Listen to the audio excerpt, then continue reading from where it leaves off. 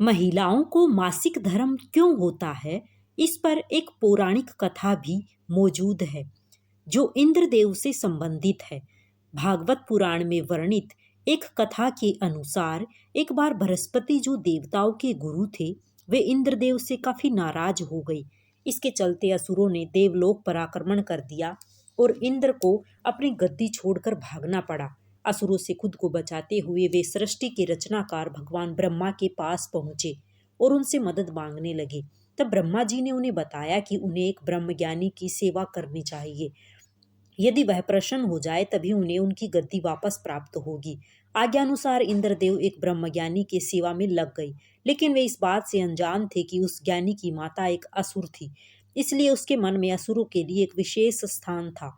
इंद्रदेव द्वारा अर्पित की गई सारी हवन की सामग्री जो देवताओं को चढ़ाई जाती है, वह ज्ञानी उसे असुरों को चढ़ा रहा था। इससे उनकी सारी सेवा भंग हो रही थी। जब इंद्रदेव को सब पता लगा तो वे बेहद क्रोधित हो गए और उन्होंने उस ब्रह्मज्ञानी की हत्या कर डाली। एक गुरु की हत्या करना घोर पाप था, जिस कारण उन पर ब्रह्म हत्या का पाप आ गया। ये पाप एक भयानक राक्षस के रूप में इंद्र का पीछा करने लगा।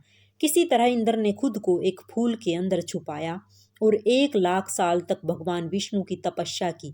तपस्या से प्रसन्न होकर भगवान विष्णु ने इंद्रदेव को बचा तो लिया, लेकिन उनके ऊपर लगे पाप की मुक्ति के लिए एक सुझाव दिया। इसके लिए इंद्र को पेड़, जल, भूमि और स्त्री को अपने पाप का थोड़ा थोड़ा अंश देना था।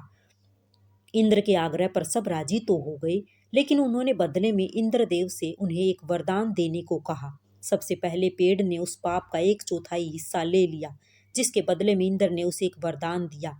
वरदान के अनुसार पेड़ चाहे तो स्वयं ही अपने आप को जीवित कर सकता है। इसके बाद जल को पाप का हिस्सा देने पर इंद्रदेव ने उन्हें अन्य वस्तुओं को पवित्र करने की शक्ति प्रदान की। यही कारण है कि हिंदू धर्म में आज भी जल को पवित्र मानते हुए पूजा पाठ में इस्तेमाल किया जाता है। तीसरा पाप इंद्रदेव ने भूमि को दिया। इसके वरदान स्वरूप उन्होंने भूमि से कहा कि उस पर आई कोई भी चोट हमेशा भर जाएगी। अब आखिरी बारी स्त्री की थी।